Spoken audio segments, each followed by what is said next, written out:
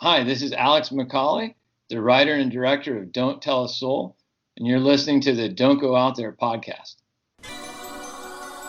In a world where zombies, ghosts, serial killers, and vampires all exist, it's Nico, Brian, Mike, and Dustin, and they are all that stand between you and the films that could end the world. Welcome to the Don't Go Out There Horror Movie Podcast. Welcome back, everybody, to the Don't Go Out There Horror Movie Review Podcast. Just want to thank all our fans and listeners. We really appreciate all support. Before we get into tonight's film review, I just want to give a quick shout out to our website, don'tgooutthere.com. Everything about our podcast is on our website. We've got all of our episodes and interviews from our very first to the weekly release. Definitely check that out. We've done a bunch of great interviews with horror legends. It's a lot easier to find them on our website, so check that out. We have our store. We have some new t-shirts, new merch. It's awesome. Definitely check that out. Rep your favorite podcast. We'd really appreciate it. We also have Shan's Etsy page as well. She has some great tumblers if you want to get one of those. We also have all of our social media links, social media driven world. And we love interacting with our fans. Facebook, Twitter, Instagram, YouTube, and TikTok. Like us, subscribe us, follow us, all that good stuff. We truly love meeting new fans and meeting new people. Even if you have bad movie choices, Sean Irwin, since you want to slander my pick this week. And the last thing we'll shout on our website is our Patreon called Blood Donors. We have two different kinds. We have the traditional monthly reoccurring. Does not go into our pockets. It just goes directly back into the podcast. Helps us, with new site hosting website, what we record on, uploading to YouTube, stuff like that. Fully acknowledge times are tough, but we truly appreciate any help. Or we have one-time donation. You're a big fan of a movie, you want us to review it, we have that tier available as well. And I'm going to pass it off to Dustin for a really cool partnership we have.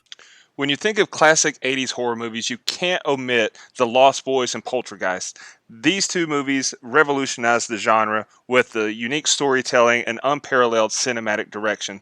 And now you can relive the fascination of both films on 4K Ultra HD. And now, some lucky listener of this podcast is going to have the chance to win these movies on digital. We're going to put out a social media post. Look for it on Instagram, Twitter, and Facebook. It's going to have all the instructions in there. All you have to do is include some hashtags. We're going to make it real simple for you in the post. Be on the lookout for that so you can take these films home. All right, so tonight is my film review, and I got a really cool memory on Facebook the other day. I love those memories because it always brings up some cool stuff. But 2 years ago this week, we reviewed the very first Orphan movie on this podcast, and it was my pick. And this was not planned. It was just a coincidence. We're doing Orphan First Kill tonight. So I'm super excited to review it. It was a movie that I was kind of nervous about, honestly, when it came out, because I was like, a prequel? 13 years later with the same actress who played the little girl. So I was like, how the hell are they going to do this? But, I remember Mike, I think he was off work. Maybe he was out sick or he just took the day off. But he was, texting in the group chat. This is fun. This is a lot better than I thought it would be. And, I went home that night to my mom's house in Jasper and watched it. And I really liked it. I thoroughly enjoyed it. And I've watched it, a few times since then. And I like it more and more each time. I'll say that in the very end, when I give my final thoughts. But I do think the original is better. It's creepier. It's just more dark. But this movie is more fun to watch. I would watch this one over the first one just about any time, just because it's not. You don't see Vera Farmiga's 100%. Her brokenness over her dead baby and all that. It's the first one's pretty damn dark and it's put you in your feels. This one's just fun little horror slasher movie. And I'm not going to say anything groundbreaking here, but Isabel Fuhrman, she was great. Would thoroughly enjoy to have her on the show one day. Absolutely. If we could ever pull that off, it'd be amazing. And she has cemented herself as one of my favorite horror villains of all time and one of my favorite women in horror in general. Brian, you want to go next? Yeah, so I'm not quite as excited about it as Nico was. The movie is just fine to me. I really respected writer Dave Cockshaw, who I mean, he didn't write the first one, so I think not having the writers to the first one was kind of a plus in my book because Cockshaw didn't really have, those emotional ties to it. So, it kind of allowed him, I think, to do something different, which brings me back to why I really respected this movie. Because, and I know Mike, and I on here have kind of talked about this before, but, prequels suffer because Absolutely. you know what's coming, Right. and here that Esther wins because she's around in the second one. But that twist, man, that twist shook it up all completely, and I really respected that.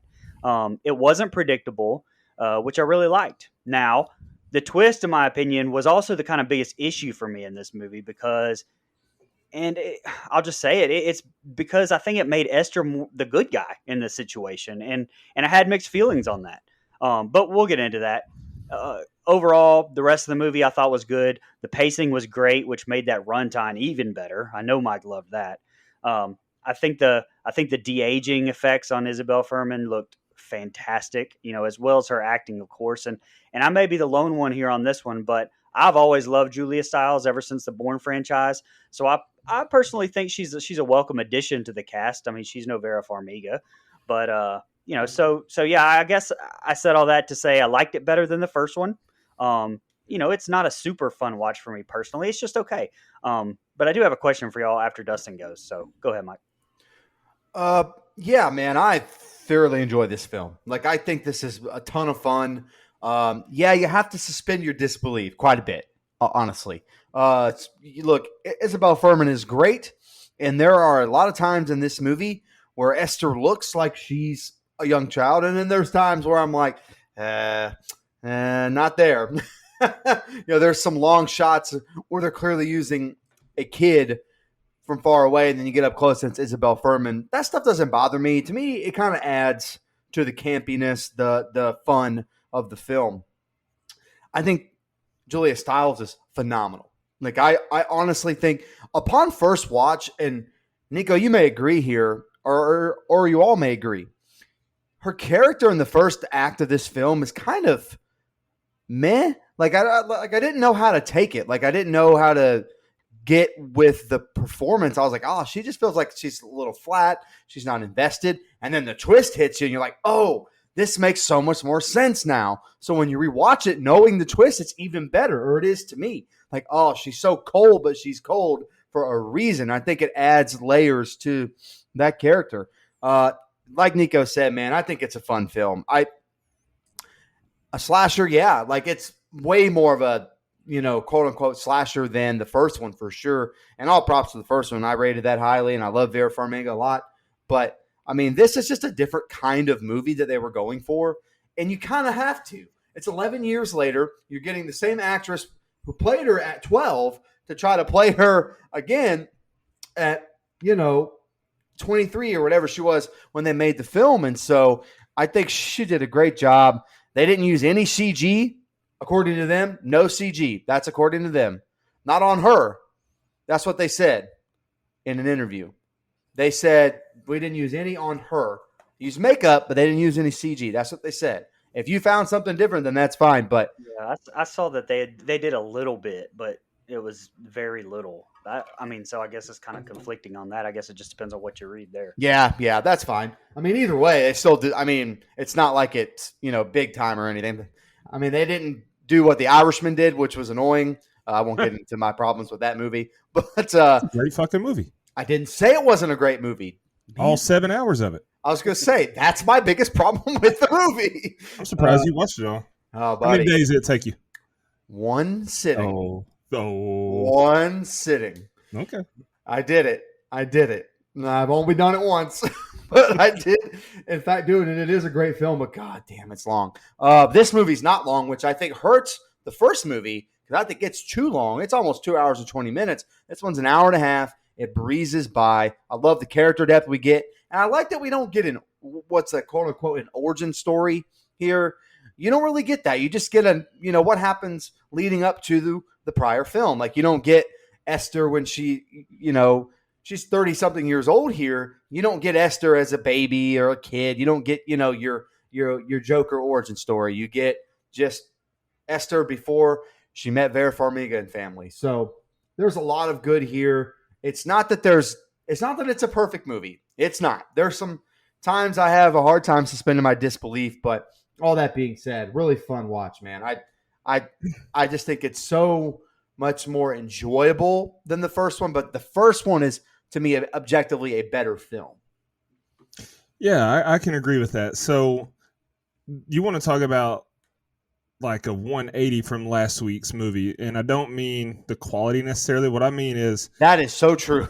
That like is so true. like Shutter Island. Once you know the twist, it blows the rewatchability. This one, once you know the twist, it does get better that second watch or that third watch. So that's kind of cool. That doesn't happen often in movies, I don't think.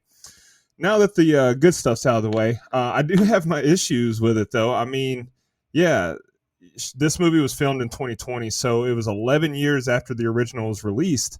You can definitely tell she's older. It took me out of it a little bit. They did it as the best they could as far as the de-aging, and I think it looked pretty good, but she definitely didn't look like the Esther from, the original. Well, no, yeah, that's fair. Yeah. And the runtime is great, but to me, this movie had a lot of filler in that back half of the movie, because once you learn the twist, it's like they blew their load too early, in my opinion. To me, no, man, we got a big disagreement here. That's my favorite part of the movie. My favorite part of the movie is after the twist. 100%. Well, the twist itself and then the ending I like, but I think it was just, like, in my opinion, it was just too drawn out with nothing really happening, like this cat and mouse game that I love it. And, well, I'll save it for the scene. But yeah, I mean, I think it's an okay movie. I definitely did like the first one better. Yeah. But this one is it's not. I didn't hate it at all. So I'm the only one that likes this one better. Go ahead. That's not the question I was going to ask. But so Dustin, looking at how I have my old movies arranged, like, knows this, but I'm more of a chronological guy. So I think most movies should be watched, in my opinion, in chronological order, not necessarily the release order. But can you do that with this series now? Like, you almost can't watch First Kill first, can you? No. Because makes the twist in the second one just completely useless. So you can't watch it in that order. So that fucks with me then. No, I do agree with that. There's a part of me that just wishes they had made this a sequel and just kind of made this family be her next family after the first movie. But I don't hate the idea of it being a prequel either, because, she's not – it's 2 years earlier, but she's not playing a 7-year-old. She just goes to age 9 because that's about as young as she can pass for. Yeah, so, but could you have done this movie and just not had the fact that she was a 30-year-old or whatever? That's true. Acting like it. I mean, that way you save the twist in the second one in case you did watch it in chronological order. Yeah. Because to me, that really didn't have a whole lot to do with this movie, almost at all. It was just the fact that she kind of got blackmailed, stuck in this family, and hey, she's a little fucked up too. So it kind of melds. The whole 30-year-old twist to me didn't even matter in this one. Well, I think I like it personally. Yeah, there was parts of it that wouldn't make sense, right? Like her being able to, like you would know as a watcher that something's up with this girl if she's scouring the internet in Estonia trying to find an American family to adopt her.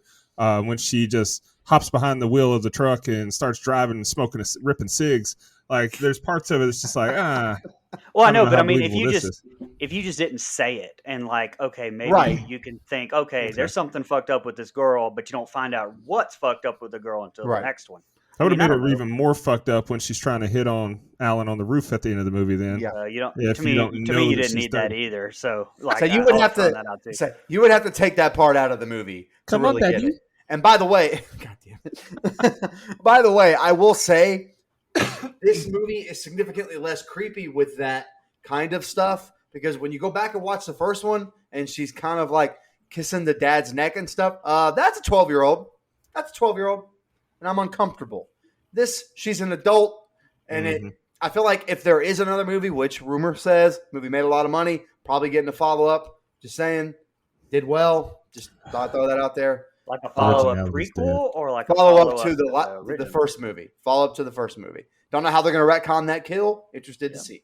But, I mean, you could kind of explore those weird themes if you wanted to, because there's a lot of men out there that are creepy as fuck. I mean, they had 8 seasons of To Catch a Predator, so we know how that shit goes.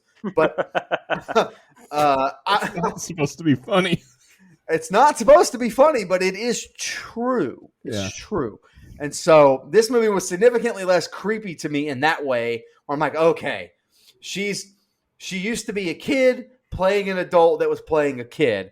Now she's an adult playing a kid that's playing an adult. So it He's really a dude disguised as dude playing another dude. exactly. I was dressed as an adult disguised as a kid playing another adult.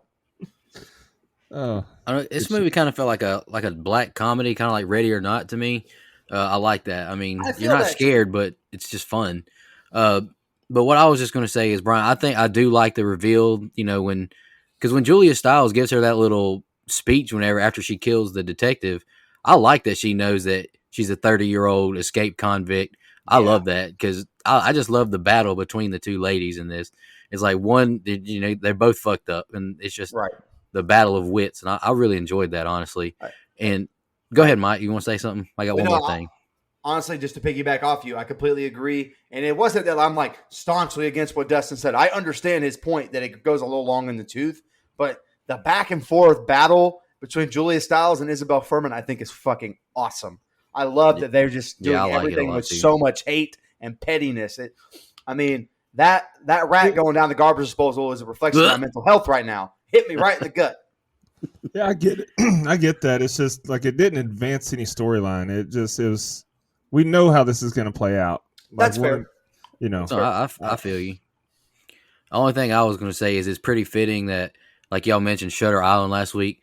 Leonardo DiCaprio handpicked Isabel Furman to be Esther. I don't know if that's one of y'all's fun facts or not, but I listened to her. She did an interview before this movie came out, and she said Leonardo DiCaprio handpicked her, and she said that if like the studio did not pick Isabel, he was going to back out of the movie. So big shout out to Shutter Island, Leonardo DiCaprio. And it's just fitting that last week was Shutter Island, and it starred the guy who picked Isabel Furman for Esther. So I think that's really cool. And she's 25, so you know he's probably going to try to date her for a year. So, I knew that. I knew it was coming. You know he breaks up with him at 27, so that makes sense. Hey, aside, Leo's the goat. As to say, he handpicked her. He was already the GOAT. Now he's even more the GOAT. Can't argue with facts. Can't argue with anything. There's some people on Twitter one time that tried to argue with me that he played the same character in every movie. Looking at you, Grinch. I know you're not listening, so Grinch, you can kick rocks with that sorry ass opinion, pal. Well, he's been a guest on the show, so it's okay. Any more final thoughts or opening thoughts before we jump into it?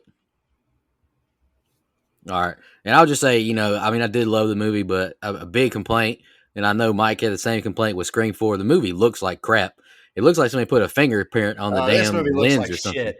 I hate the filter they use for this film. It's like, what the hell is going on here? But anywho, let's jump into the scene by scene. Film starts with title card and blacklight to an overhead shot of a car driving on snowy roads in Estonia in 2007. Beautiful valleys and snow-covered trees as Anna pulls up to the Sarn Institute. She gets out of her car and walks towards the building as someone from above watches her walk inside from the window. She's let in by staff. She's a new art therapy instructor. She's searched as Dr. Novotny walks up and asks if she's ready and if she lives far away. He gives her the security procedures as another staff member says they can't find Lena, and they go into lockdown. He tells Anna Lena is our most dangerous patient. She's filling the position of the person who didn't take protocol seriously. Doctor locks her in a room where Lena sits and draws. Anna asks if her mom or dad works there. She asks to see the drawing. Lena shows her it's a picture of Anna as Anna introduces herself. Lena grips the pencil tightly as Anna grows nervous when she's told who it is. Dr. Novotny walks in and Lena puts her hands in the air and surrender. She drops the pencil and nurses take her away. Anna asks why wasn't she told she's a little girl, but she's told she isn't as we see Lena washing up. Lena has a gland disorder that causes dwarfism. She may look like a child, but she's a grown woman. Most of her early life was spent trying to survive. Lena uses her affliction as much as she suffers from it. Doctor tells Anna of the family 2 years ago she killed. We're in art class now, and Lena shows Itty a piece of candy, and she goes berserk and attacks, but is restrained by a guard. Lena throws her the candy as she's drug away. The security guard watches Lena on the camera and goes to her room and drops off a package through the door slot. Lena says hello to Dmitri, and she asks him for assistance, and she invites him in. She wants to do something nice for him. She puts him against the wall, and she stands on a chair and begins to touch his body. She now grabs his head and bashes it against the wall, repeatedly killing him. She takes his badge and packs up and escapes the room. We see Anna getting into her car outside as Lena navigates through the halls sneakily. She asks Itty if she wants a piece of candy as the guard tries to stop her, and Itty attacks the man savagely, killing him with the nightstick. She cuts the camera feed and opens the door, letting herself out. Anna looks up and sees Lena, now who shushes her and walks away. Anna is in shock and runs back inside. Dr. Novotny tells her sorry and hopes the police will find her. Anna resigns from the job and leaves. Anna drives home now. As she unlocks her front door, she realizes her car's trunk has opened. She walks over to close it and heads back inside her home. She opens the door and sees Esther, who bashes her in the head with a tire iron. We now see Lena playing piano, washing up, and enjoying some wine. She searches online for missing kids and finds a match to someone she looks like, Esther Albright from Connecticut. She gets dressed up and goes to leave, but sees Anna is still alive, so she beats her to death with a tire iron. We now see Lena swinging as a police officer walks up saying not to be afraid and asks where are her parents. She says they're in America and her name is Esther. Cut to Darien, Connecticut as we see a fencing match as Trisha and Alan watch their son Gunnar compete. Alan is upset. He thought it was family night as Gunnar says he's hanging with friends. Trisha and Alan walk outside and she tells him to be present. She needs him. Esther isn't coming back as Detective Donnan shows up and Alan walks to talk to him. He has an update on their daughter. Moscow, Russia now as Trisha takes a limo to meet Esther. They believe a woman abducted her and tried to play her off as her daughter until she escaped. Trisha tells them they have a child therapist she'll be working with. Trisha sees Esther playing piano and the two just look at each other. Sweetheart, it's me, it's Mommy. Can I see you? Esther walks to her slowly and then runs into her arms and they hug. All right, Brian, that's the opening set of scenes. What'd you think? So, right off the bat, Anna, to me, reminds me a lot of that podcaster from Halloween 2018. Like, she's still my favorite kill in the franchise. But, I mean, it's not her. It's Gwendolyn Collins. And the one in Halloween was Rian Reese. But, come on. I mean, they look like twins to me. And speaking of looks, we talked about it. I think Esther does look great. And I actually have that they have a little bit of CG. But in their defense, CG has gotten a little bit better. There's a lot of de-aging, especially in like some new Star Wars stuff, which I know you guys don't watch, but it actually is looking a lot better. But you can tell. I mean, you can still tell. Nerds. So anyway, I'm glad they went practical. Is my point here. Which I loved. So some of the cast who were the same height as Isabel Furman, while in shots, had to actually wear tall platform shoes while standing next to her to kind of make her appear shorter. As well as using force perspective and like you mentioned, using children stand-ins as well. So props to the crew for that. I think they did a really good job with her in this. The security guard watching Shirley Temple at the asylum, I think is a nice little Easter egg here too. With all that subtext there we won't get into and kind of how it relates here. But this, and there's one more later that I think is the perfect way to kind of handle that stuff without really hitting you over the head with it. Great first kill with the guard. She seems a little strong, though, I think, to kind of be able to do that. But maybe she just kind of caught him relaxed or something. It didn't take me out of it. I liked the brutality of it, and I love the setup with the other patient and the candy. She'd been planning that. Although it kind of seemed spur of the moment. It's just like kind of a mixture of spur of the moment and that she planned it. There's a movie that reminds me of, but I can't think of it right now. The setup does remind me of that Blake Shelton song "Old Red," though, to an extent. So Dustin knows all about that and loves it. Don't let him. Yeah, I've seen Blake Shelton in concert. What are you talking about? Oh, there you go. Really? With my ex-wife. So you were forced to go. Got it. Damn right. But he went. Last thing I want to say is, decent kill of Anna too. I'm kind of mixed on it though. I wish it would have been a little more. I wish it would have shown a little bit more of at least the initial slashing. I mean, we're already rated R here. I didn't really understand the cutaway. Maybe budgetary reasons. I don't know. But that coupled with the finishing her off, with the crowbar, it wasn't bad. I just wish it would have been a little bit more brutal. Was all. Still possibly my least favorite kill. Stay tuned for that. But that's all I had. Yeah. So this may be a hot take, or you guys may disagree, but to me, this is kind of the least interesting part of the movie for my personal taste. I think once they meet in Moscow, we're full board and okay, they got me. But it's not that this isn't good. Like, I think it's fine. I just don't know if I want her full backstory. that badly. And again, I'm glad they didn't give us this full long, big time backstory into Esther's whole history, or Lena, excuse me, her whole history and all that stuff. I'm just going to call her Esther from here on out because I won't remember to call her Lena. That's just the way it's going to be. So, but I like some of this stuff. You get to kind of see where she was living and all. And I agree. The kill of the guard is great. Like, I think that's a great kill. I love that she has a friend that she's basically hypnotized into saying all she had to say was, "Want a piece of candy?" It's like what's his name in that episode of Family Guy? Ooh, a piece of candy. It's kind of the same thing. So I think I love how manipulative she is. Some of the lighting here is actually good. When it's her and Anna in the classroom, I think that lighting looks really cool. But we kind of talked about how bad the movie looks as far as the camera uses they decided to go with, or whatever filter they put on. I'm not a big fan of it.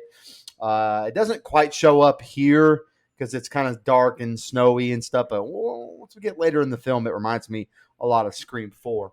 But again, I'm fine with some of this, but I just don't know if it's that interesting. Which is why when I turned it on the first time, I'm like, okay, like it's fun to see Esther kill people. Which, by the way, this movie should not be called First Kill. Let's. I mean, I guess I say that because we're not seeing her first kill. It's implied when the doctor is talking to Anna that she's already killed a family. That's how she's here.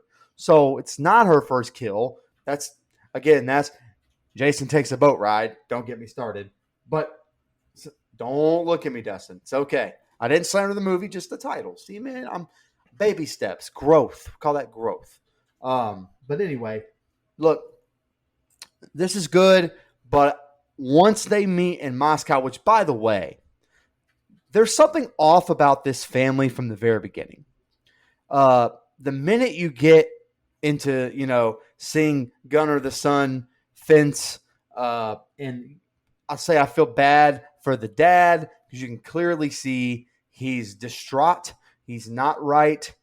This is the complete opposite of the first movie where the dad you kind of fucking hate and you want him to die. And in this movie, it's the complete opposite. Like, you're kind of pulling for this guy. You're not quite sure about the mom because I touched on it in my open. Julia Stiles in this first half of the movie gives this cold, kind of standoffish performance, and you couldn't quite put your finger on what was missing from it.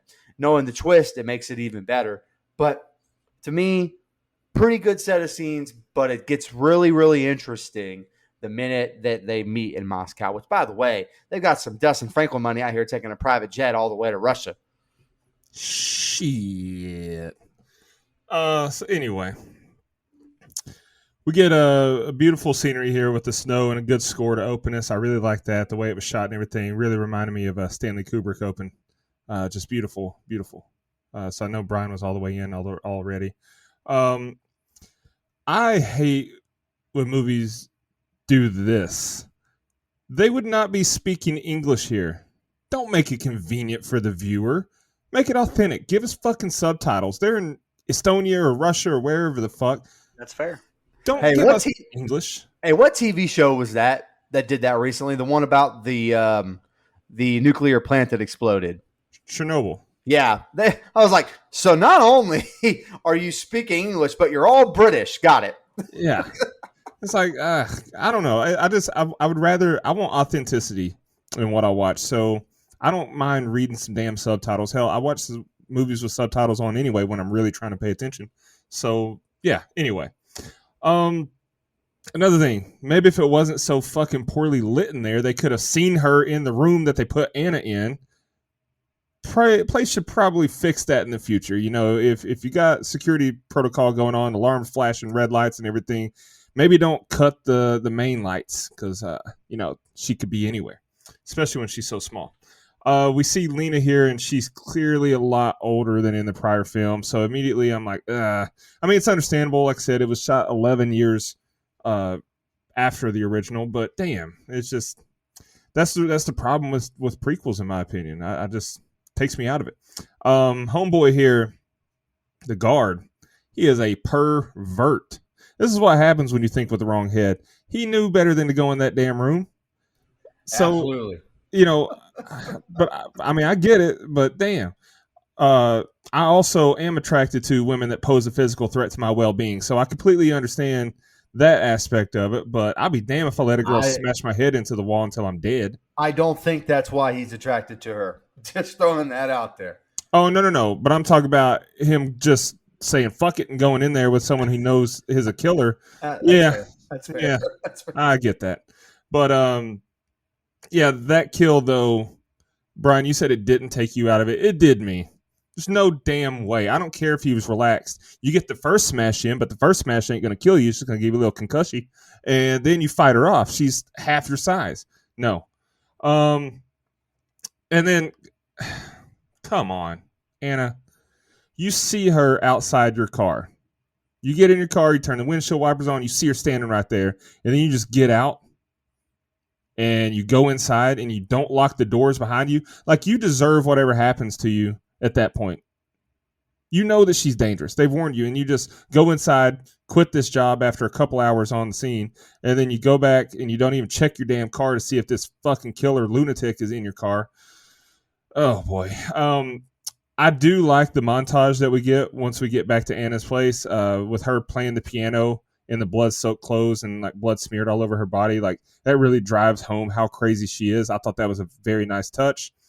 And as far as the fencing, that's really damn random to me. Like, I get we had to meet the family somehow and we needed to put some kind of a backstory in it, but fucking fencing? I don't know a single person that's like ever fenced. So that's just a really random ass thing to make this boy do. I get it. Also, you're trying to drive home. Lohan and the twin that Disney murdered do it in the Parent Trap. What are we talking about? Oh, sorry. Also, really Paul Rudd didn't I love you, man. What? Also, Paul Rudd fence and I love you, man. But True, I do fence in them. Anyway, it's just, and I guess they're also trying to drive home the fact that this family's well off because only people with Mike Settle money know how to, fence. But I couldn't fence. I couldn't fence if I were sitting on a fence, pal. Anyway, I do like, so the first time that you watch this movie, when you see them get the news that they found Esther, Trisha just seems like emotional, overcome with emotion. But I really like on the second watch, it seems like she's got an oh shit panic. Like, that's panic on her face. So that's a great touch, great acting by Julia Stiles, because you can see like it's a panic, like, oh, how the wheels are turning. How am I gonna? What are we gonna do? This can't be happening. So it's a pretty decent open. Definitely more violent than the original, and I'm intrigued at least because I'm curious to see how this is gonna play out. All right, we're on a plane back to America now, and Trisha shows Esther pictures of Daddy, Gunner, Mup, and Esther says she can't wait to see her, but Trisha says she's passed away. Esther goes to the restroom and steals a small thing of liquor. She gets to the bathroom, chugs the liquor, and snaps, punching the walls. She exits and smiles. Esther asks if Father will recognize her. Trisha looks at her and says she looks like a little lady. She goes to take off her little neckband, but Esther grabs her hand, stopping her. Trisha says she's nervous as they walk up to Alan and Gunner.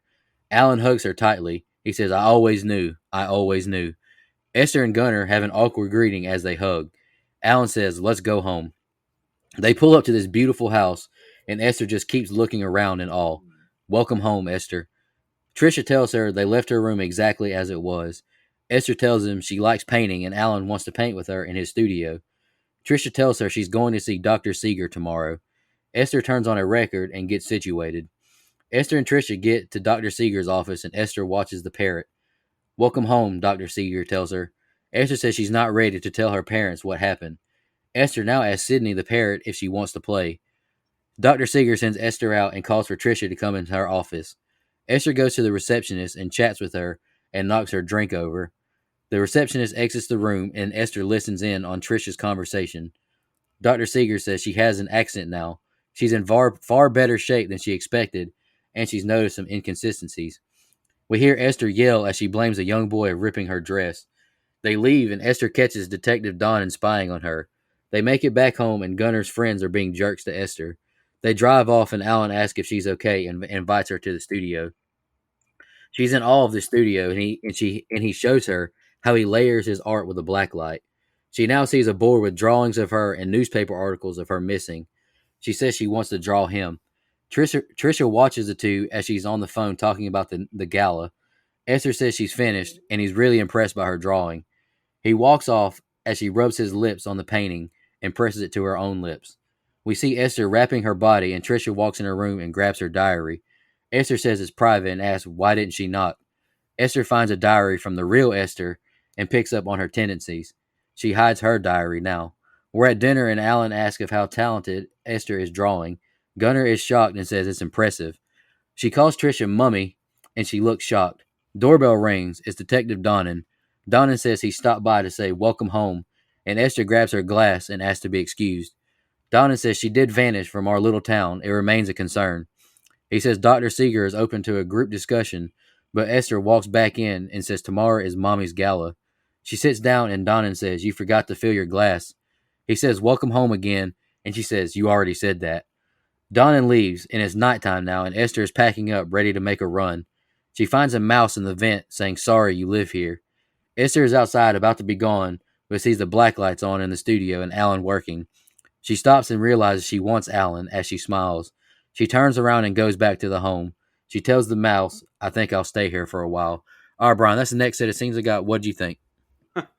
So this is really insightful, but Gunnar is a fucking unlikable douchebag. Like, I am I'm trying to remember a character that I hated more than him, and there's just not one that's coming to mind, off the top of my head. He was a fucking he was great acting job and great writing of that character because I fucking hated him. Rafeef Sutherland playing Alan Albright, you kind of touched on it a little bit, Mike, in the last set of scenes. And yeah, you're right. He does a great job as well, playing a dad that's just destroyed by losing his daughter. He kind of reminds me a lot of a younger Vincent D'Onofrio, maybe it's just me. And this is where I appreciate the writing of this movie, because the first time I watched it, I thought, man, their daughter's going to come back by the end. Or maybe, like you touched on earlier, why is Trisha so damn cold about it? And just overall, it had me emotionally involved, because I thought, this is so fucked up to do, take advantage of this, grieving family like this. And woo, I was wrong. And I love that I was wrong. I loved it. I appreciated the painting callback with the black light. Or is it, I guess it's not a callback. It's probably foreshadowing. It's something for the people that have seen the original. Right. It's something that like, okay, that makes sense now. Since it's in the future, I would say it's foreshadowing, but I don't know. You know what I mean, though. And lastly, since we've been on a Ninja Turtles reference tear on here recently, Hiro Kanagawa, who plays the detective, looks like the dude who played Shredder, or isn't? I think it's Hamato. Yes, he does. It's not him, but Hiro was in Bill and Ted, which instantly makes him awesome. X-Files, and boom, Star Trek. So, and also, I would like to apologize on air to Mr. Kanagawa, because I was going to write that it's not realistic that a man in his 70s would still be on the detective beat, but the dude is only 53 today. So my bad, bro. My bad. Go ahead, Mike. Well, we're never getting him on as a guest. Anyway. I said I was sorry. That's fair. Okay, so the first callback you get in this set of scenes is her flipping out in the bathroom. You kind of get that in the first movie, if you remember. So that's a foreshadowing or throwback moment as well. But there's just this when you've seen the first one, the plane ride is just so full of weird tension that you could cut with a knife. This plane ride is just full with so much tension.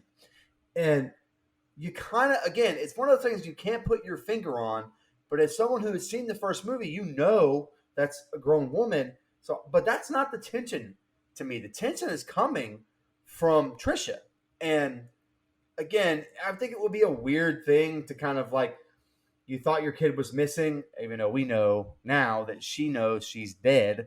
So that's even more weird. You're kind of trying to figure out, well, what the hell is happening here?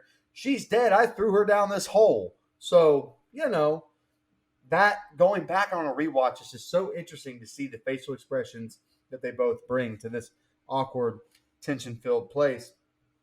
And I got to say, I'm so happy for this man in that moment that he thinks, at least for a sliver of time, he has his daughter back. You could just see him change almost immediately. But Brian touched on Gunner, and it was also interesting. Even on the first watch, he's like, "Hey, like, what's that about?" And again, when you watch it the first time, like, oh, he just thinks he's a little suspicious here. He doesn't quite think this is. There's something not right about this whole thing. Like, even if he, like, that's what you think upon first viewing, or at least I did. This therapist, by the way, is not remembering a bird from 5 fucking years ago, a red flag, to a child not being what she says she is. That makes no sense to me as some kind of like, that bird's not a macaw, or that bird's not a parrot, or that bird's a fucking quail. Who gives a shit? Yeah, birds aren't real anyway. That's true. They used to be real, Dustin. Now they're not. The government. Yeah, they were called pterodactyls. Pterodactyl. Okay, anyway. Sorry, I had to do that one. It annoyed the piss out of me that I'm like, that's kind of that was some of the weaker, like, script writing, storytelling stuff to me. I don't think that's a big red flag. She at least remembered the name of the bird. Good for her. Like, I think that's actually a good sign. Whatever. But I also love the blacklight thing, Brian. Like, I thought that was a nice touch. And it's good, man. You get these, like, wholesome moments, even though there's nothing wholesome about this. But, like, where the dad just is bonding with his daughter that he thought he lost, and they're painting together, and all of that stuff was really awesome. If you could take yourself out of it for a moment, remember, that's a 31-year-old woman that's sexually interested in this man instead of a man who thinks he has his 9-year-old daughter back. So very just weird mixed feelings you get when you watch this set of scenes. But if I were Esther, I know you've made a little, mouse friend, and you got a lady boner for your new daddy, but I would have ran the fuck out of there, bro. I would not have stayed. I would not have turned around. That man had about 4 days of joy anyway out of the last 5 years. He'll be okay. He'll move on if you run away again. I would have left with the quickness. It's turning around. Ended up being a pretty bad decision. I like the set of scenes because the entire time there's just this awkwardness that lingers over the whole set. Yeah. So Trisha wanting to look at her before the walk-in, that's brilliant right there. Because when you first watch it, it's like, oh, she just really wanted to say, oh, look at you, look at my little girl, blah blah blah, you've grown up so much. But on the second watch, when you know the twist, you're like, I get it. Like, she's wanting to look at her one last time, be like, can we really pull this off? So that was a cool little touch there. Also, Trisha being nervous is great. It's a great little nod to the twist, as was the look on Gunner's face. Like, you could tell they were just uncomfortable in the situation anyway, and so I thought that was good. The second watch through, it's so much more obvious that Trisha and Gunner, they're just not buying it. Like, they're so on edge and skeptical. And I thought that was the biggest takeaways from this set of scenes, other than, why the hell is there a rat? These rich motherfuckers wouldn't have a rat in their house. Michael Jackson was friends with a rat when he was a kid. Come on. And then Joe Jackson came and killed that motherfucker like an asshole. I don't know if Fievel lived in a pretty nice place. Well, that's before he went west. There you go. Damn it. I just, man, Nico, do you know about Fievel? Do you know about Fievel?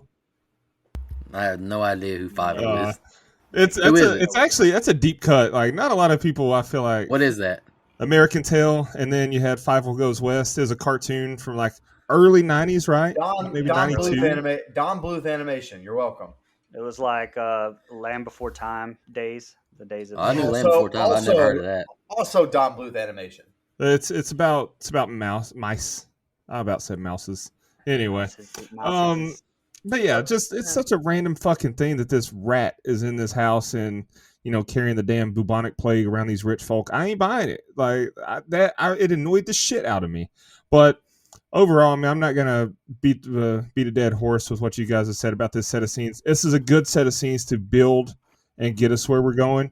I'm still intrigued and in because, well, we're about to have some real fun. Oh yeah. Trisha is on a run now and takes a seat as she looks at pictures of young Esther and her now. Trisha is telling Alan now she thinks Dr. Seeger is accusing Esther of lying. He walks out all dressed up. He's going to the gala. It seems like with Esther back, we've got us back. The two begin to undress to have sex. Esther watches and is enraged, and she rips Trisha's dress. Alan says to close the door, and Trisha notices the rip. Alan says he can fix it with a safety pin, jokingly. As they go to leave, Alan tells Gunnar he's responsible for taking care of Esther tonight. Alan kisses Esther's forehead, telling her to have a good night. Esther asks Gunnar what they're doing, and he laughs. He has friends over now for a party, as Esther watches from above. Esther joins the party as she asks, "Who's Lizzie Borden?" Gunnar tells her to go watch a movie, and she says no. She tells him to go fuck himself, and they all laugh. He tells her to go and rejoins the party. Doorbell rings, and Gunnar opens the door to Donnan. He walks inside and says he smells the weed from the street. Donnan asks to use the restroom before he leaves. Donnan begins to look through Esther's room and takes the record with her fingerprint on it. Esther watches him as he leaves. She notices the missing record and is pissed. She slams her diary on the record player. Alan and Tricia are heading home as Esther turns on her shower. Donnan leaves as Alan hopes the house is still standing. Tricia walks upstairs saying they're home, and she looks through the diary. She finds pictures of her and Alan with her face scribbled out and the article of Donnan with his address on it. Tricia realizes no one is in the running shower and takes deep breaths. Donnan is home making a drink and sits at his desk. He checks the prints and realizes they're not a match. He hears a door close and walks around the room. We see the knife he was using is gone. Donnan grabs his gun and gets back to work. Esther is behind him now and stabs him in the back repeatedly. He falls to the ground and she asks, "How did you know I'm not Esther?" He says Tricia does know, as we see Tricia shooting Donnan dead. She points the gun at Esther now. Tricia asks Esther, she's a grown woman and a criminal. She says, "This is all I do now is clean up messes over my kids." Tricia asks, "Why didn't you rob us and leave?" Esther says, "Let me go and you'll never see me again."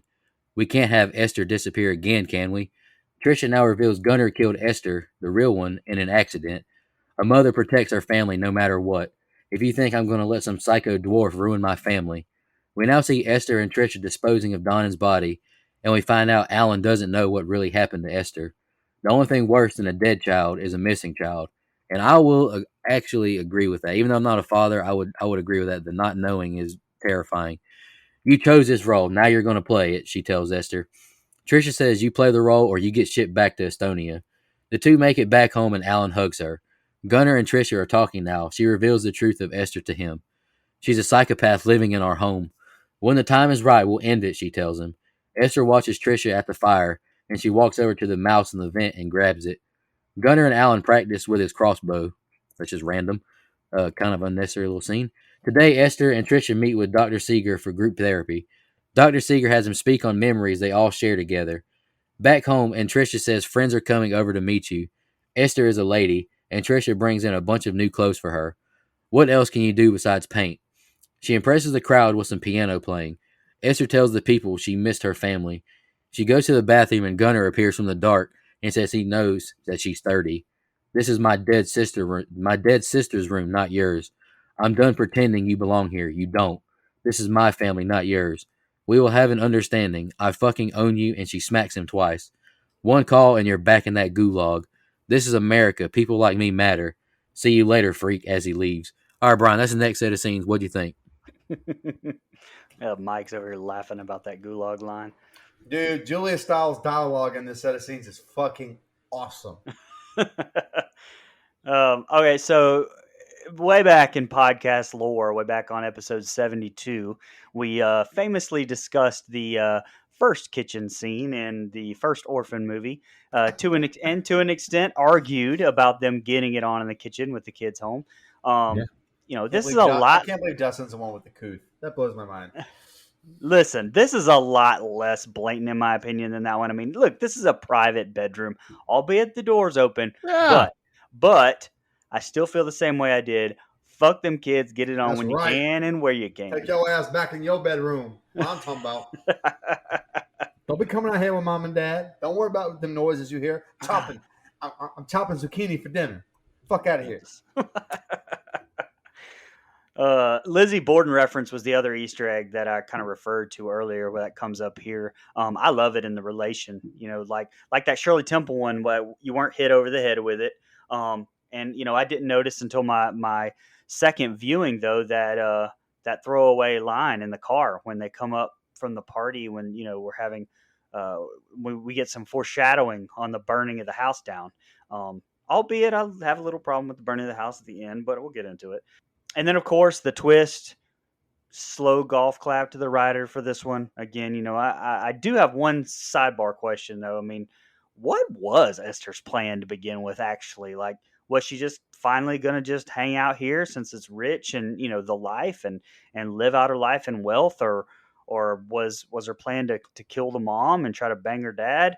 Which, I mean, if he believes that this was his daughter anyway, isn't very realistic at all to have those aspirations. But she kind of just avoids the question and asks to be let go. So I guess that's just kind of up for interpretation and assumption on what she was really thinking and what she would have really done then. Probably easy to assume she was going to kill them eventually, but still wondering on my end a little bit. Go ahead, Mike. God, I love this set of scenes. This twist is awesome, man. Like, I just think this makes the movie so much more interesting, especially upon a rewatch. Look, the dialogue they give Julia Stiles to say before or after that twist is incredible. Like, she immediately turns heel on this thing so fast. And I love every second of it. And I like this detective character because I think it's a nice plot device to kind of get us where we want to go. Someone suspicious of Esther the same way that Vera Farmiga was in the first one. There's someone kind of looking into this like, this is weird, because I have a feeling the detective probably thought what he thought was probably what actually happened, which was the son killed Esther, mom covered it up, which I'll get to that a little bit later because that's a very popular JonBenet Ramsey theory, by the way, now is the brother did it, parents covered it up. That's the theory. Don't want to get into that too much, I guess. But I love the twist because Julia Stiles' character flips just like that. You didn't hear my finger snap, but I did. And again, she becomes the biggest asshole. As soon as she shoots the detective, the fuck you looking at? That's just all right. And I love this thing where they sit down and talk to each other and they get everything out in the open. I think those two going back and forth was so good. And it's basically like, all right, bitch, you came in, you really rocked my world up. You really fucked it up, but you made my husband kind of come back to me. So there's a way where we can make this work for each other. I don't send you back to Estonia, which apparently she hated. And you get to live the lavish life, which, by the way, Esther, if you're going to get kind of stuck with one family, man, these people are fucking Dustin Franklin rich, man. I would want to stay in this house. Now, it would suck to play a 9-year-old, but, you could do worse as a mentally ill runaway. Like, you could do a lot worse. But no, man, I love that set of scenes. And, once the twist happens and their dialogue back and forth, I think it's great, man. I don't have too much because Brian kind of touched everything, but the twist makes this a million times more interesting of a film. Because going into the movie, I was wondering how they were going to pull this off. How were they going to make me care now that we know who Esther is? And to me, I'm going to slightly disagree with you, Brian. I don't think this twist makes Esther too sympathetic. Because at the end of the day, we know what Esther has done. It's kind of the same way with Rob Zombie's Halloween, where it's like, I think there's a point where they like make him sympathetic, and then at the end of the movie, you're still kind of like, Mike Myers is a piece of shit. And I think we kind of get that same thing with Esther because, she does murder this whole family. But I'll make another solid point, Brian. How often in our favorite slasher movies do we end up pulling for Jason Voorhees? Do we end up pulling for Michael Myers? Do we end up almost pulling for Freddy Krueger? That's kind of where slashers always end up going. So to me, this is just kind of a logical step. I don't necessarily view her as a good guy, but I view her as a bad guy that's kind of easy to pull for, if that makes sense. Kind of like Orphan Yeah, from Collector. yeah, I think Well, so. I mean, but if this family would have not been like that, and they would have for real lost their child, and you replaced their kid, and like systematically murdered them, you would have still rooted for her. I don't think you would have. No, I'm not saying that. But given the circumstances, I think you could still see her as bad. But in this situation, you're kind of pulling for her, but I don't think it makes her sympathetic. I think it just makes me pull for her because she's kind of the lesser of two evils when it comes to Gunnar and Trisha, like just my opinion. Now, it's funny because these are kind of two merging real life stories that they decided to put into this film. There's a documentary called The Imposter where I don't know if you guys have seen it, but where this dude, this kid goes missing in, I think it's Missouri, and he's found in Europe like 8 years later, and everyone acts really weird, and everyone acts like, oh, we found him, knowing damn well he looks nothing like this kid. And that's a real thing that happened. So they combine that with what a lot of people think happened with JonBenet Ramsey, which is Burke killed her on accident or got a little rough with her, and the family covered it up with that shitty ransom note that they tried to use. Very similar, and they just kind of took those two plots and merged them together. I thought that was kind of interesting. I didn't know that about JonBenet Ramsey. Just a theory. Doesn't mean diddly do. Just the main theory. Right, that's just out a theory. right now. Theory. Yeah. You're right. Yeah, so you mentioned it. Instead of the parents banging in the goddamn kitchen, they just bang in the fucking bedroom with the door wide open. Of cock, baby. Handful of she's J&MO under his boxers, and Esther's just sitting there getting an eyeful. I mean, what is it with parents in this franchise? Just no decency. First of all, Detective, what's his name, just straight up stealing a record. He couldn't find a stray hair on a pillowcase or something, like grab a hairbrush and take it, because they have the real Esther's DNA in their file, so that would have been much more like easy to do than just straight up theft. That's some bullshit. I laughed my ass off when Esther's at the party though, and she's like, "Go fuck yourself." Fantastic. That was great because at this point, Big Brother Gunnar didn't know that she knew, and so he's just like, "What the fuck? This little kid just told me to go fuck myself." That was awesome. It's very tense when Trisha's reading the diary there because we hear the water running, but we know Esther's gone, but we don't know if she could walk in at any moment. Like that's some good suspense there with her reading it and then finding the clues that she finds and what have you. So I thought that was a great little scene there. Another thing though, she's not from America. She has no cell phone or anything for GPS. How the hell did she just find Detective Donan's house with just an address? Yeah, you guys suspend your disbelief, man. Yes. What the fuck? She just walks out the front door as a stranger to this country and just wanders down the street till she finds the right house. God, come on. Okay. Huge what the fuck moment in the twist, though. I thought that was awesome. My first time, I was like, oh, shit. Okay. Because I remember, Mike, when you watched it, you said that you loved the twist, but you didn't give anything away, which I appreciate that. But the whole time I'm watching it, obviously there's going to be a twist. That's the point of these movies, but I didn't expect it to be that. And I also didn't expect it to be here. Because when I'm looking at how long I've been watching this movie here, and I'm like, oh shit, we already got the twist. This must be a really short movie. And then I look and, oh, we're about halfway through. So that's what I meant. Like, it just felt too soon. There's too long between the twist and the conclusion, in my opinion. I thought the scene when they go back to the therapist as a family, that was great shit to convince the therapist, Hilarious.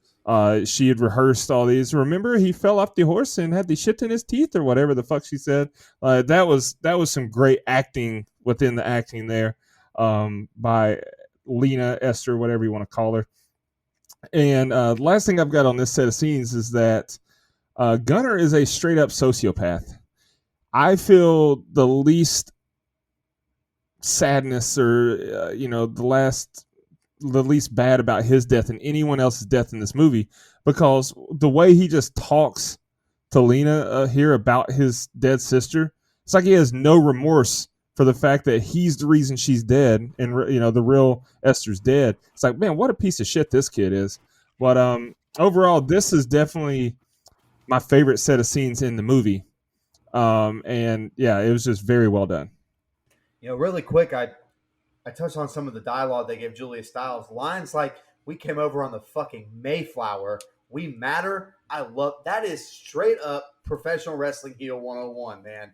That is the kind of shit I want to see, because she turned it on so quick. I was like, oh, what an uppity ass bitch. Okay, let's go. Yeah. Brian, I just want to ask you real quick, as a dad, do you agree that it's worse to have a child missing than to be dead? Just your dad opinion. Hopefully never have to find out, Bubba. Yeah, I don't know. I mean, personally, that's like a mental place that I don't think I could go if my child was dead. But if it was missing, there would at least still be hope that she was out there or he was out there. I don't know. So No, I feel you. That's true, but also for me, it's like I mean, there's no closure. So, closure. I mean, I get that.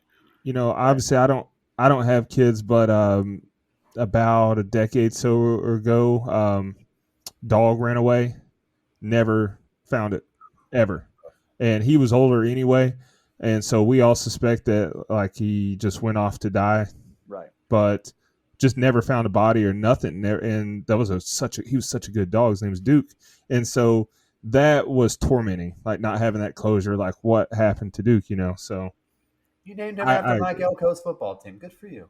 After a while, after mayonnaise, buddy, I would probably want the closure, but at least, I think I would be able to deal with missing better than I would be able to deal with death at first. I agree. Yeah, I mean, I hope none of us ever have to experience that in any form. I just wanted your dad opinion on that. Okay, back to the scene by scene. Trisha spikes Esther's food and gives her family dinner. Trisha stops Esther from making plans with Alan. She tells her she can eat upstairs, and she takes her mac and cheese to her room. Esther feeds it to the mouse. She rips a picture of Trisha and Alan in half. Alan walks in her room and asks what happened. She says she's not a fan of Mommy's cooking. He invites her to come to the studio and paint. We see the two painting together, and she says this is a great space. Trisha watches the two in disgust. Esther kisses his hand, and he says he's done for the night and tells her good night. Trisha walks in the studio and tells her he's right. You are talented. She laughs and says you are so delusional he wants you. Trisha says, excuse me, I'm going to go upstairs and fuck my husband. He really is a new man since you came back. Julia Stiles is great as this sassy lady. Esther looks through the paintings in the blacklight with tears in her eyes. She hears the plate clattering and walks over to it to see the mouse on its side dead. She realizes what Trisha was trying to do. She's infuriated and knocks over the pictures on her desk. Alan and Trisha head down to breakfast, and he thinks she's upset that she can't go to the gallery. He hears sizzling, and they walk into the kitchen, and they see Esther has made a breakfast feast. Esther says she's made her mommy a smoothie. Trisha says she's not hungry, and Alan says he'll take it. Alan tells Trisha to try it, and Trisha tastes it and pours it into the sink. She panics when she sees a mouse was in it and begins to gag. She puts it in the garbage disposal. We're at the train station, and Alan asks if he can show her art to a friend. He asks her to carry I just called it an art tube, so he can go get coffee. Esther sees Gunnar and Trisha by the tracks, and she heads towards them.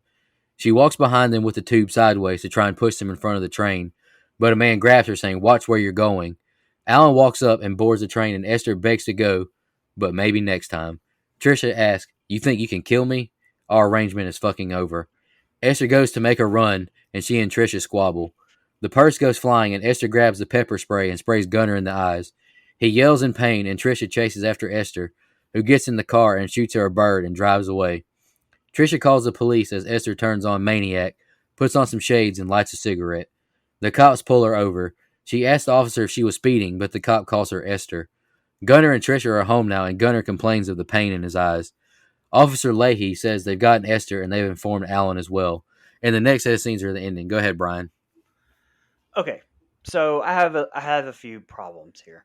Why did Trisha say and make a deal with Esther to keep playing along, then go and buy all these clothes and go through all of the trouble and then just try to poison her? Like, it just, to me, it goes away from the point of why she's trying to con Alan to start with. Like, he's happier and therefore their marriage is better. So your plan is now to just have her eat poison and die.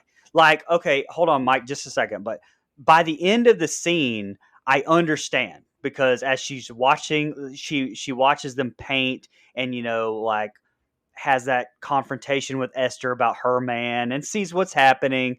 But she tried to poison her before all of this. Like, that's just a scene I think should have come before the poison attempt. Like, now she's like, oh, okay, fuck this plan and this girl, she's got to die. It just seemed like an odd choice before that realization, I guess, is all. Like, I haven't pulled a script doctor in a long time, but I think I would have changed the order of those scenes. Did you have something you were going to say, Mike? Yeah, just really quick, and it's, it could not be true, but I read this morning that was supposed to be a sleeping pill. I don't know if it, and I know it killed the rat, but I feel like a rat eating any kind of drug would probably kill it, I guess. Oh, huh. So, like, but again, that doesn't mean it's true, by the way. It's just what I had, I came across this morning, because I had the same thought as you. We're like, well, that's dumb. Like. What was the point of all that if you were just trying But to if it's kill a her? sleeping pill, it still doesn't make a whole lot of sense, but it makes a lot more sense to trying to kill her. I mean, it would make more sense if you were trying to put her to sleep just to keep her Right. in the house and not run Exactly. away and do shit. But Yeah. that was never at all Never relayed. broached. And then it was kind of conveyed that it was poison because Well, she did say you're going to sleep well tonight, or you're going to sleep good tonight, as she's putting it in the food. Interesting. That's true. Okay. I don't know. I don't know. Yeah, because the medicine was her own stuff that she was just breaking up into the mac and cheese or whatever. I think it was just like some strong sleeping pills. Just some Quaaludes. Well, okay, it does make a little bit more sense if it's sleeping pills. I just didn't catch that whenever I was given the assumption that it was poison. But okay. But also, you just put a dead rat in the garbage disposal, and then turned it on.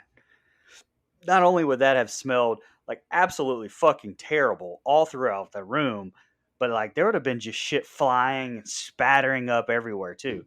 And look, it's fucking gross either way, but it just kind of went through my mind as I was watching it. And lastly, the Gunner confrontation, obviously made me hate him even more.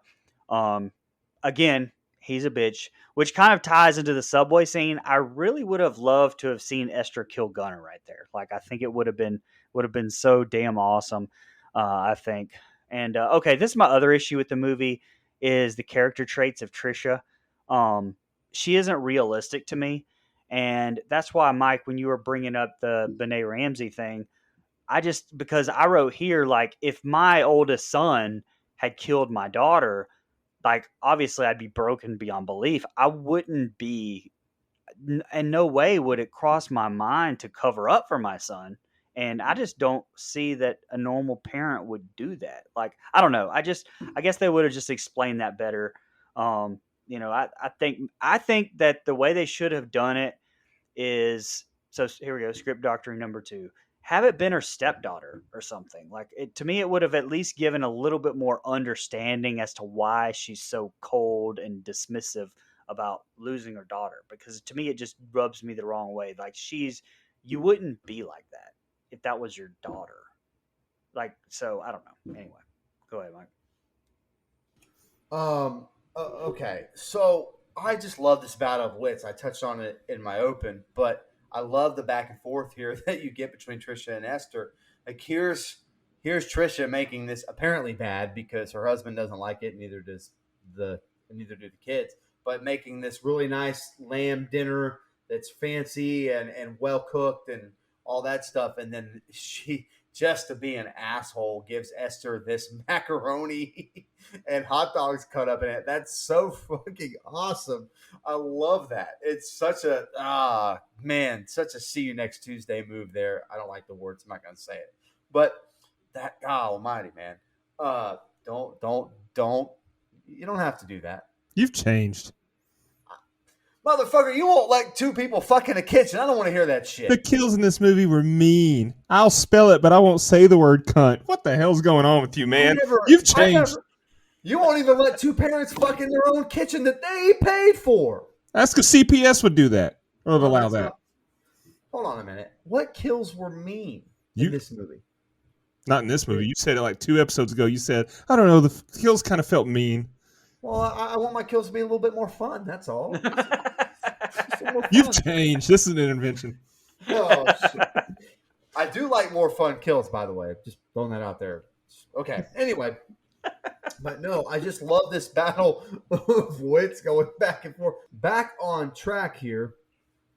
I love them going back and forth. And I know I cracked Nico up because he had to have the same thought that I did, which was, damn, that is some cold shit to give this. And by the way, there's nothing wrong with hot dog and macaroni cut up. Ain't nothing wrong with that. That's a good damn meal right there. But clearly she knew what was going on there, and she fed it to the rat for a reason. I think she fed it to the rat because she knew something was in it and had the plan all along to put that rat in her smoothie. And I just love that whole, I didn't like mommy's food very much, or I don't like mommy's cooking very much. That interaction there when he says, can you keep it secret? Me either. The next morning, this horny ass wakes up and cooks everybody in the house breakfast. Come on, man. That's some sneaky shit right there. And the fact that she knew damn well with the dad in the room, he was going to make her drink that smoothie. There's no way the mom was going to wiggle out of that without looking like a piece of shit, especially to this daughter that had been gone for 4 years now and just came back. So I love the vindictiveness that both of them have. And I agree with you, Brian. You put a rat down the garbage disposal, it's not going to look like that. It's going to be blood and guts and all kinds of shit flying everywhere. I guess a dead one may be a little different, but I don't know, man. I feel like you'd have a bunch of animal guts flying everywhere. But I'm going to disagree with you slightly. I think if you kill one of them in the subway or the train scene, you kind of it happened. That would have happened before the dad gets on the train. And to me, the dad being away from the house is so key to everything that we're about to get in the finale here. But I just love the like the snootiness and just assholishness that Gunner speaks with about we're in America, people like me matter, like all that stuff. Again, there's some really good like shithead dialogue there that you just can't get behind. He's such an ass. And I just love that they've decided now she has to die. And the like fake smile. This is Julia Stiles' acting masterclass here. She's able to pull off smiling and like being really all sweet with her husband while she's yanking Esther's hair. Beautiful stuff, man. I love this set of scenes. I love everything from the twist on. So I'm locked in. I want to see the finale because I know shit's about to come to a head. All right, so yeah, we do get some great tension from Lena and Trisha at the dinner. It's like, holy shit, you can cut it with a knife. That's good stuff. And then just why the hell is this rat always there? Wild mice, rats, whatever you want to call them. They don't just stay in one spot in the house. And they definitely wouldn't just be welcoming to humans. You don't have a problem when Christ is always there for you. So what's wrong with this mouse? Did you just compare Jesus to a rat? What just happened? Anyway, that's just stupid. I really have a problem with this fucking rat storyline that they keep trying to shove down our throats. Like, the rat wouldn't just be waiting. I don't know. Five-o.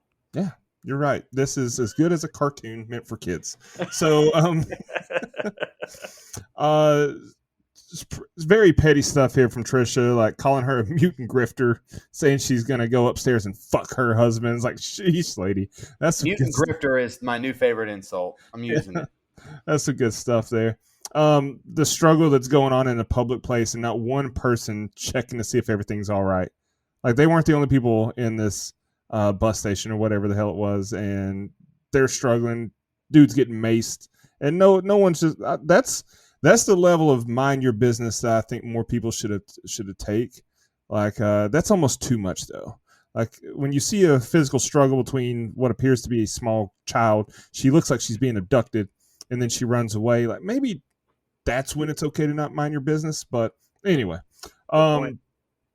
This set of scenes, though, man, this is what I was talking about. Like, it just really felt like a lot of filler. I get it. There's some good stuff. Like, it's entertaining as far as the tension that we get built between Trisha and Lena, but it doesn't advance anything. We have our twist, so now the next logical step is the conclusion or something that's going to build to it. This doesn't build to it, in my opinion. It's just stuff for us to watch. All right, guys, here's the ending. Esther is home, and Trisha tells her how erratic Esther's behavior is since she got home. Trisha walks in and says, "Get up, we're doing this now." Esther is in her room, and she turns around to see the two following her. "I am done with you," Trisha says. Esther runs, but is grabbed by Gunner. Trisha grabs some scissors to slit her wrist, but Esther spits in her eyes and elbows Gunner and runs away. He throws her down the stairs, and he says he didn't mean to. Look pretty on purpose to me. Alan calls Trisha now, and they realize Esther has gotten away. She tells Gunner to go downstairs and finish it. Alan says he's coming home now. She asks him to take a cab home. Her hands are full. Gunner grabs his fencing sword and looks for Esther. He goes into the studio and calls for her. She appears behind him with a crossbow. "Shit," he says, as she shoots him, and she stabs him to death with a fencing sword. Trisha finds him dead and cries, "What have you done?" The two fight in the kitchen, tossing each other around the room. Esther manages to escape and runs upstairs. A fire starts in the kitchen as Trisha follows her upstairs. Esther grabs her book, and Trisha walks in saying she's taken everything. "Alan will know who you are. The deformed freak who manipulated our grief, murdered our son, and tried to kill me until I did what I had to be done." Esther and Trisha are on the roof now in a cat and mouse. Trisha goes to stab Esther, but whiffs terribly and drops the knife. Alan makes it home and says to call the fire department. He runs inside to the ablazed home. Esther and Trisha fall down and hold on dearly to the gutter. Alan makes his way to them, and Trisha says Esther isn't who she says she is, and she falls to her death. Alan helps Esther up and holds her as he sees Trisha's dead body. Esther's false teeth pop out, and Alan is in shock. "I did this for you. I did this for us so we could be together," Esther says. "Who the fuck are you?" he yells. "You're a monster." She pushes him, and he falls off the roof to his death beside Trisha. The Glory of Love plays as the fire department shows up, and Esther wipes the blood off her face. She gets dressed and grabs her diary. She walks out her room and through the flames. She walks out the front door as we see the house consumed by flames. Dr. Seeger comments on how Esther was abducted, lost everything, and lost her family. Officer Leahy says she's reached out to a reputable orphanage who wouldn't want to adopt her, as we zoom in on Esther, who smiles, then gives a blank stare. End credits roll in the black light. All right, Brian, what'd you think of the ending? Okay, so the fight between Esther and Trisha I thought was really good. There's only like one bad cut in there, I think, where you could pretty much tell that it was choreographed, but otherwise I think it was pretty good stunt work. And Trisha's death I thought was fucking awesome. Showing that blood splatter and everything when she hit the ground, great.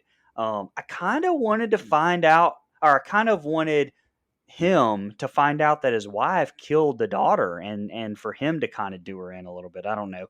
And I know some people online wanted him to make a choice between the two and choose his daughter and then be disappointed and not being able to see that out or see that play out. But I didn't even think about that. I think that would have been a cool little addition too. But also, like I said, I think it would have been cool to have the dad kill Trisha out of rage too, though, and have made Esther make some decision to kill him that would have maybe harkened back to, oh yeah, like this chick is evil.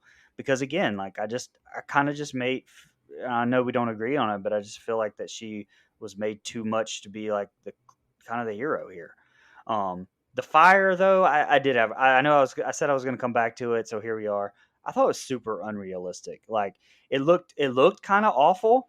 And I get bad. And I get that they were going for a cool visual, but I guess the fact that it's just not realistic at all, like her skin would have been melting off and there would have been smoke literally everywhere where that visual would have never happened. And I guess I just didn't care for the shot of her walking through it. Like it was just no fucking big deal, I guess. So kind of just a mixed bag for me. Yeah, I like this finale. Again, I still think, clearly the movie was leading up to this big fight between the three there, the 2-on-1. And I like how Esther gets out of almost getting killed there very quickly, with the scissors and making it look like a suicide. Thinking smart on her feet. And I know it's kind of unrealistic that, it's 2-on-1 and she's a little undersized and all that stuff, but I still enjoy it. I think you have to be able to suspend your disbelief in those situations to enjoy things. It's kind of like me and Brian talk about the Scream movies, where I don't really think it matters who kills who anymore, who the killer reveals anymore, because the movies aren't really about that. And so to me, I just kind of removed that logic from my brain and just kind of watch as it unfolds. Like, I think that's really really good stuff. And I think the scene where Gunnar throws her down the stairs is probably exactly what happened to the real Esther. I know they said it was an accident, but I have a pretty good idea that wasn't an accident that Gunnar did. I think he's like you said, a sociopath, and he's an asshole. Not just a sociopath, because there are sociopaths that don't commit murder. But I think this is not one of those cases. I think that was clear as day a murder. And I think we kind of got to see a reenactment of it, which I thought was a good shot. Like, I think that's a good idea to do. I like that they have Alan coming home. I think that adds suspense. Like, what the fuck is about to happen? I agree with you, though, Brian. The fire, for me, was a little over the top. Now, did it make for cool visuals? Yes, it did. To me, like, I like the shots of her walking through the fire at the very end, but I thought it was just a little overdone, a little too unrealistic. And as much as I could suspend my disbelief, I have a problem with that amount of fire and no one burning alive. That's exactly what would happen. But no, I love everything on this roof here. I think it's intense, and I absolutely love Alan. There's no he's looking for Gunnar, but he doesn't know Gunnar's dead. Like, he didn't take the time. Like, he has no idea that he never really does find out that his son is dead, because he dies too. Which, man, I'll get to that in a second. But I love the way Julia Stiles just splat. That's how she dies, on the ground. Not necessarily that I wanted to see her die, but to me, it was a justified ending, considering the fact that she covered up the murder of her child and was trying to murder someone else, and all the kind of bad things she's probably done that we don't know about. Kind of a fitting end. Now, I love the reveal of the real Esther to Alan. I love the popping out of the teeth. I think that was clever. It did it for me, and I know a lot of other people didn't like it, but I did. I thought it was really well done. And this fleeting moment where Esther still thinks she can save this relationship she's built in her head, and Alan just falls and dies the exact same way that Trisha did. I like that. I think it's awesome. But I do think it's a cool visual to see her walk out of the house, even though it's very unrealistic. And I like that they lead right into the events of the original Orphan, where they found, we're going to find a good adoption family, all that stuff. I love how it just kind of goes right up to that. So I like this ending. It's not perfect. I don't know if it's exactly what I would have done, but I love everything before it so much. I was ready to see how it was going to conclude. All right, so yeah, I think we get a great job by Trisha here to plant the seed with the cop about Esther wanting to hurt herself. That was a great little nugget there. It creates believability to a fake suicide, and lets us know what her plan is. And man, he tossed her ass down the stairs. That's why I laughed too when he's like, it was an accident. I didn't mean to. Motherfucker, you hurled her. That was good shit. I kind of wish it wasn't shot in slow motion, because that was a hell of a tumble. I want to see that in real speed. That's kind of sadistic, I guess, but I would like to see it, Monique. So the motherfucker's weapon of choice to kill her is a fencing sword. Get real, dumbass. I said the same thing. What a fucking idiot. Fencing swords aren't sharp. They have dull tips and they're spring loaded. Like, that's not, but yet somehow she managed to stab him to death with it. So that's not realistic. Hated that. Trisha is way too uncaring that her house is on fire here. Like, I get it. You want to kill her and, not let her escape, but your house is on fire, lady. Like, anyway, all right. That's a little bit, I don't know. I guess I would have to pick my battles here. Also, when they get up on the roof, man, they made this house look like it's the tallest house in the fucking world. It's just 2 stories, maybe 3 if it has a full-size attic. But the way that the camera angles were shot made this house look like it was the Empire State Building. But in real life, if it was just a 2-story house with with an attic, even like you'd more than likely survive that fall, unless you fell on your head. Like I don't know, but the way they shot it makes it look more, or makes it a lot more believable. So I'll forgive it. My biggest takeaway from this ending, though, is man, I just really feel bad for Alan. He didn't deserve anything that happened in this movie. Like he just seemed like an overall good dude. He loved his wife and his son, and he loved his fake daughter, and he missed his real daughter terribly. Like he didn't deserve any of this shit. That sucks. And then after they're all out of the way and she's going to be walking out, like she would not be walking through that fire engulfed house that nonchalantly. The smoke would be lighting her little ass lungs up. So that's another one of those things on my eye roll a little bit. But it's a decent enough ending. I just feel like there was too much fluff in between the twist and the end here. All right, guys, any more final thoughts before we just jump into social media? Nope. All right, let's jump into Twitter first. We don't have much tonight. Teammate of the show, Kevin Scanlon, commented, I wasn't a big fan of Orphan, so I've been putting this off. Not really looking forward to watching it. Oh, okay, goddamn. I'm just kidding. Hey, I understand, Kevin. I mean, that's how I feel about several movies that with new sequels coming out, etc. It's like I'm glad y'all are happy for it, but I mean, I'm not a fan. But anywho, Sean Irwin tweeted and said, "You're really gonna make me watch this, huh? LOL. Looking forward to the discussion." Then I had to clap back. Of course, I said, "Your household made me watch Color Out of Space and Rubber. I don't want to hear anything from you, pal." Yeah. I was gonna say, Sean, I don't want to hear you criticize almost anything, my guy. No offense, love you, buddy. All right, let's jump over to Instagram now. Jackson's mommy commented first, I'm happy they made this movie because it made me go back and watch the first Orphan, and I loved it more than the first time around. And somehow I just never rewatched it.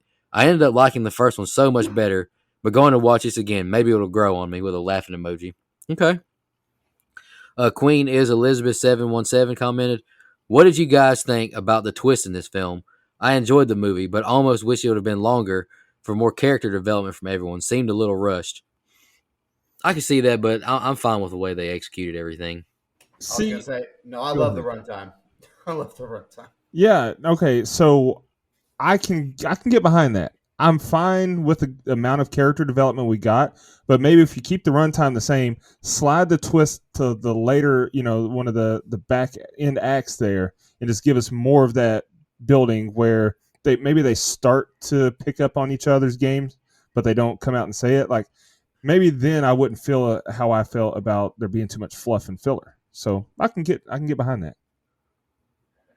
I'm kind of with Brian, though. I would like to see Alan at the end realize that it was not his real daughter and he had to pick, or he actually at least found out that his real daughter, Esther, had been killed and that was covered up. I would like to have seen that. I will admit that. And the last thing we have is from Chris_2020. Whole tone flipped with the cop's house scene. Shocked me out of the blue in the theater. Always the best feeling in a horror movie, in my opinion.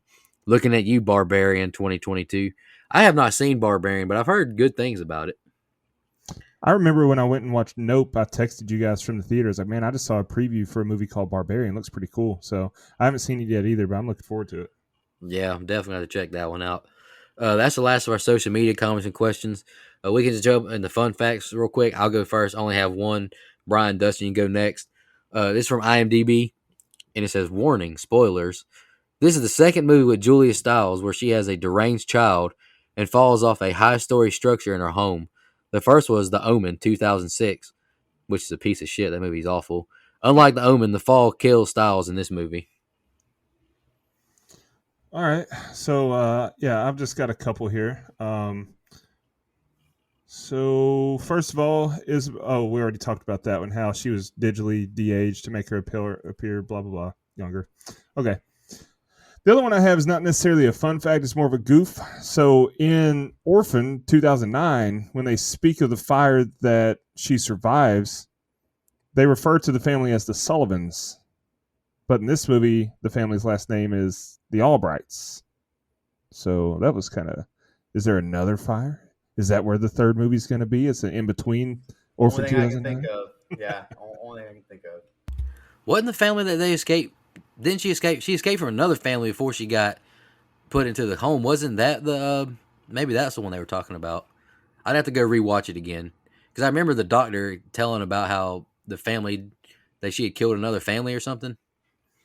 So what? She goes to the home and then kills another family and then goes back to the home because she was going to the home right at the end of this one, right? No, Yeah. I'm saying you remember like before, like when the doctor's telling Anna that she had killed another family. Right. And then she got put in the Sarin Institute. Then she got out and did this. Oh, you're talking about over in Estonia. Yeah. So this that is might be. I don't know. I'd have to rewatch it. So this is Orphan like fourth or fifth kill. It's not really Orphan first kill. Right. Misleading title. Yeah, they forgot to carry the two. This title was absolutely misleading, man. Come on. All right, Money Mike. What you got for us? Okay.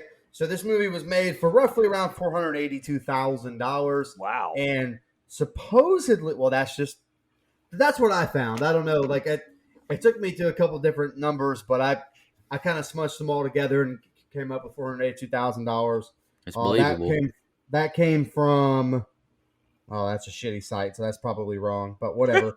I mean, it looks like they filmed it on an Android, so Yeah. Ooh, tough to our Android. We love you. Thank you for listening and subscribing and doing all those fun things. Am I wrong? So far, the movie has grossed a cool $18.5 million worldwide. So that'll do. By the way, that budget seems off to me. So take that with a grain of salt. Well, it was just was it released in theaters too? very select theaters. Oh, okay. So yeah, I mean, it's hard to find budgets for these straight to streaming. I couldn't find a budget. Like I could not find because the first one was made for $20 million. Yeah. So I can't find a first kill budget to save my life. I keep seeing that $482,000 number, but that just does not feel right to me. You're right. Not if the Because I would think that Julie Stiles took more than $482,000 just to be in the damn movie. So yeah, I would assume Isabel. so. She took 5 to 10 herself, probably. Yeah, I would imagine so. So budget I couldn't find, but so far it's made $18.5 million worldwide, which I think is pretty good. Pretty good. All righty, guys, let's jump into our favorite kill, least favorite kill, and the rating. I'm just going to kick us off, Dustin, so you can tally our scores up. Favorite kill, I'm going to pick Brian's, I think, least favorite, and Dustin's least favorite, probably Dimitri. But I wrote, honestly, a lot of good brutal kills by Esther, but like when she killed the guard, I just got a really good pop because I really didn't expect her to bash his fucking head in. I thought it was pretty good. Least favorite kill, I chose Alan just because, like Dustin said, he's a good dad, good guy, and he really didn't deserve to die. He was in a shitty situation, honestly. I just wrote a little paragraph. I was very skeptical when this movie came out as a prequel. However, I'm very pleased with the product. This is how a prequel should be done because it's not just another Orphan movie. They twisted it up. I like that. First things first, Isabel Fuhrman was phenomenal yet again. She has cemented Esther as a top-tier horror villain and one of my overall favorite women in horror. The rest of the cast did a great job as well, and I love the twist. Definitely expected another, Orphan-type movie. This was refreshing. I think the original was creepier and better, but this movie was way more fun. My cons are the weird filter on the camera that makes the movie look like it's cloudy. I hate that. Also think it's a bit ridiculous they let this violent, crazy lady be a janitor, unrestrained, and the doctor just leaves Anna locked in a room without seeing Esther. Another con is although they did a fine job of de-aging Isabel and other practical effects to look the same age, you can definitely tell she's older in this. However, I really enjoy this movie, and it's one of my favorite horror movies of recent memory. In retrospect, if I could go back, I'd give the original Orphan a 9, and I'm going to give Orphan First Kill an 8.5. all right. I'll go ahead and go really quick. My least favorite kill was Hannah because I thought, off screen, I could take her or leave it. My favorite kill is Gunner because she stabbed the fuck out of that guy. Holy shit. And how often do we get crossbow kills in this movie? Or on this show. Not very often, so pretty unique, pretty cool kill. So I will take that. Plus, just wanted to see Gunner die, man. Not gonna lie, was a fan of him being killed in general. Yeah, man. All the good things I've said, I've heaped praise upon it. There's a few minor nitpicks here. There's some suspension of disbelief that's hard to get through, but I think that's kind of what makes the movie fun. I think the acting from top to bottom is really, really good. I think the writing, for the most part, was great. Big negative is the way the movie is shot and the whatever they put on the camera filter, whatever it doesn't look good. It's distracting at times. But those are like the few minor nitpicks I have. All in all, man, this is such a fun watch to me. It's almost not a complete 180 from the first, but I think it's a different vibe, and I like that vibe. And I hope we get. I know I'm going to be in the minority here, but I kind of hope we get another one because I had such fun with this. I like Esther as a horror movie character. Like, I think she's great. And so I hope just one more. After that, there's not a whole lot you can do with that. You're starting to run it into Freddy's Dead territory after that. But all of that being said, I gave this movie an 8.25. All right. I'll go ahead and go. So as for my kills, this is kind of weird. I don't know what Brian's kills are going to be, but the three of us are going to have a different kill for each of these. So that's kind of fun. I don't know when the last time that's happened. Right. For my least favorite kill, I went with the guard just because of how impractical it is. Like I said, you smash my head once on the wall and I'm on your ass. You ain't going to do it again and again until I'm dead. He didn't even put up a fight. My favorite kill was Donnan because it revealed our twist.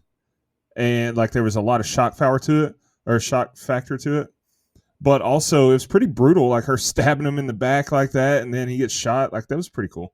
So as far as the movie though, I've got the issues with it that I said. The placement of the twist, the practicality of her just walking down the street and finding the detective's house on a whim, her ripping cigs while she's driving.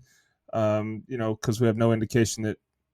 I guess it's more believable her driving than it is, Michael Myers. But overall, it's just I get what you're saying, Mike, about it being that's what makes it more fun. Some of the non-believability and everything, but to me, like I don't think that this one of those movies is supposed to be necessarily fun. Like it's a enjoyable watch. I get what you're saying there, but there's no real. I don't know. I didn't pick up on a like comedy vibe, like a black comedy vibe, like Nico, like you said. So maybe that's just me. I enjoyed it, but it definitely has its issues. I gave the original Orphan a 7.25, and I think it's a better movie, especially the timing of the reveal and the fact that she looked like a little girl in that one. This one, she definitely looked older. So I can't give this one anything higher than a 6. But before you go, Brian, maybe I misspoke earlier calling it a black comedy, but like me and Mike been saying, it's just I don't take it too seriously as a super that's horror movie or nothing. It's just right. I really can't describe it. It gave me Ready or Not vibes. Like I'm not scared. I don't go into this movie the same way I go into watching like a Midsummer or something. Like it's just not the same movie experience. Yeah, you didn't fall asleep. Okay, so how do you know what I did, pal? I had COVID when I saw this movie. That's true. You could have. And you know what? This is very cool. You're absolutely right, Dustin. We all have least favorite, and favorite kills all completely different. That's awesome. Right. That might be a first. My favorite kill is Trisha. I thought that it looked phenomenal when she hit that ground and her blood splattered everywhere. And that happened in Midsummer. I'm sorry. What? I'm sorry. I don't remember that movie. Like it's fucking. I put it out of my mind. It did happen in Midsummer. It did. You're right. It did happen, and I think I even praised that kill too. But my least favorite kill is poor Fievel the mouse. Like it didn't deserve anything. He was just trying to eat a little bit of food and got poisoned. So how do you know he didn't? Am I being punked right now? He might have been reincarnated as Ratatouille. You don't know these things. This was a prequel to Ratatouille. Okay, so actually, I respect this movie for what it did. I said that earlier. I agree with one of our listeners that said that it makes the second one, or is this the first one? The other movie, a little bit better to me. I did enjoy watching this one more than I enjoyed watching that one. But it still has some problems that keeps me from thinking it's good. It's an okay watch. I would recommend anybody watch it. I actually gave the first one, I believe, a 5.75. I gave this one a 6.25. You said 6.25? Yes. All right, so that gives us a composite rating of a 7.25. IMDb has it as a flat 6 with 22,000 votes. Now, what the fuck do they know? It's wild that fuck? me and Mike are basically have the same score. Like, that doesn't happen a lot. No, me and Nico don't agree a lot. That's why the show works, because literally the show started on me and Nico arguing in the first place.